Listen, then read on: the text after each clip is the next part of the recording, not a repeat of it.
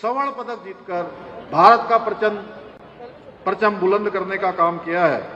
आदरणीय मोदी जी के खेलों के प्रति प्रेम का अंदाजा इसी बात से लगाया जा सकता है कि उनके नेतृत्व में आज खेल बजट पहले की तुलना में 3 गुना बढ़ा दिया गया है।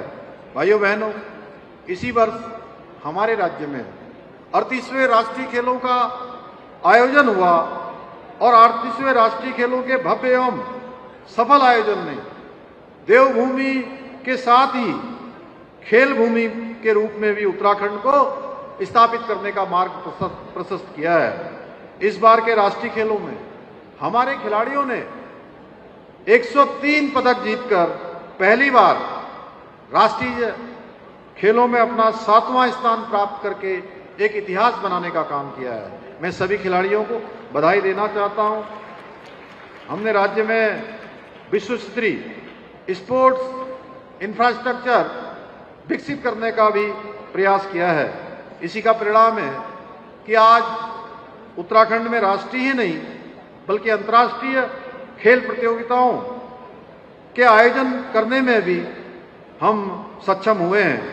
अभी हाल ही में हमने देश की एकमात्र Olympic standard Himadri ice rink का जीर्णोद्धार किया है। इस आइस रिंक पे खिलाड़ियों के उच्च स्तरीय प्रशिक्षण और अंतर्राष्ट्रीय प्रतियोगिताओं के आयोजन हेतु अत्याधुनिक सुविधाएं उपलब्ध कराई गई हैं। इसी का परिणाम है कि हाल ही में इस आइस रिंक में अंतर्राष्ट्रीय स्तर की प्रतियोगिता आयोजित की गई, जो न केवल हमारे राज्य के लिए गौरव का विषय है बल्कि भारत में शीतकालीन खेलों के नए युग का सूत्रपात करने का भी एक मील का पत्थर साबित हुई है।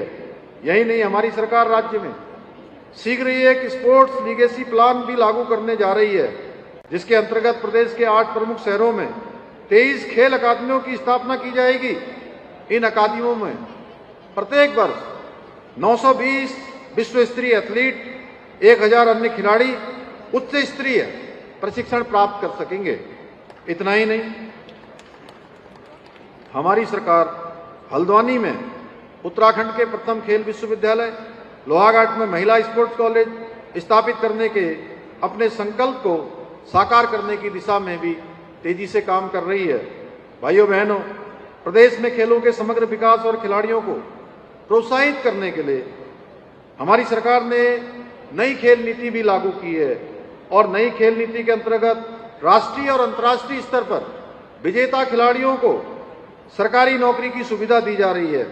इसके साथ ही आवासीय स्पोर्ट्स कॉलेजों में अध्ययन करने वाले खिलाड़ियों को निःशुल्क प्रशिक्षण एवं शिक्षा तथा प्रतिभावान युवाओं को प्रोत्साहित करने के लिए खेल छात्रवृत्ति जैसी सुविधाएं भी प्रदान की जा रही है। इतना ही नहीं, हमारी सरकार मुख्यमंत्री खेल विकास निधि, मुख्यमंत्री खिलाड़ी प्रोत्साहन योजना, मुख्यमंत्री उदयमान खिलाड़ी योजना तथा खेल किट योजना जैसे कार्यक्रमों के माध्यम से राज्य के उभरते हुए खिलाड़ियों को प्रोत्साहित करने का भी काम कर रही है। इसके अलावा हम उत्तराखंड खेल रत्न पुरस्कार, हिमालय खेल रत्न पुरस्कार प्रदान कर खिलाड़ियों को सम्मानित एवं प्रोत्साहित कर रहे हैं।